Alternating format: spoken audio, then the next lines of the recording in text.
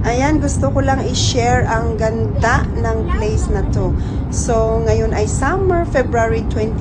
winter, February 2024. At walang masyadong snow sa kalsada. Ayan, nandun lang siya sa mountain. Ay, yung nakikita nyo na yon ay, yung background ay mountain. So,